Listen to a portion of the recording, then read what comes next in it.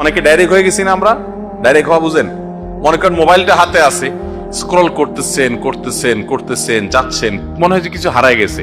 ঘন্টাকে ঘন্টা, ঘন্টায় ঘন্টা আপনি স্ক্রল করতে নিচের দিকে যাচ্ছেন, কি হাতে দিয়েছেন নিজেও জানেন না। এটা বলে ডাইরেক্ট হয়ে যাওয়া। এই ডাইরেক্ট হয়ে যাওয়ার কারণে পড়াশোনা ধ্বংস হয়, নামাজে মনোযোগ থাকে না, বাবা মার অবাধ্য হয়ে যায়। একটা গল্প আমি প্রায় সময় বলি, কোথায় যেন পাইছি গল্পটা। একটা যুবক সারাদিন শুধু বাসায় গেলে মোবাইল টিপে, সারাদিন মোবাইল টিপে, মায়ের দিকে বাবার দিকে একটু মহব্বতের সাথে তাকায়ও না। একবার সে বাসায় মোবাইল টিপছে টিপছে, খুব সিরিয়াস, বন্ধুদের সাথে চ্যাটিং ফ্যাটিং করতেছে। সে অনেক সামাজিক মানুষ, কারণ বন্ধু বান্ধবদের রিপ্লাই টিপ্লাই দেয়, কিন্তু মায়ের দিকে তাকানোর টাইম নেই।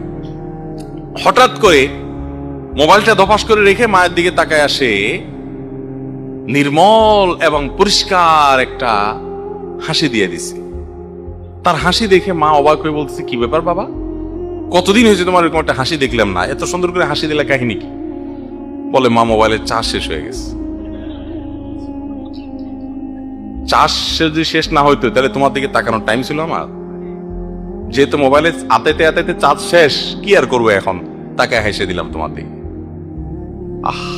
এ হলো আমাদের যুবক ভাইদের চরিত্র। ভাইরা আমার, এই মোবাইল, আমি একটা কথা বলি, এর ভার বহন করা দুনিয়াতে অনেক সহজ হলেও আখেরাতে এর দায়ভার বহন করা অনেক কঠিন হতে পারে। এটা বহু মানুষকে জাহান্নামে নিয়ে যাওয়ার জন্য কারণ হবে। আসুন, মোবাইল যেন আমাদেরকে ব্যবহার না করে, মোবাইলকে আমরা ব্যবহার করি, কন্ট্রোল করি, নিয়ন্ত্রণ করি, যেমনে সেমনি এটা হাতাহাতি অপ্রয়োজনে না করি।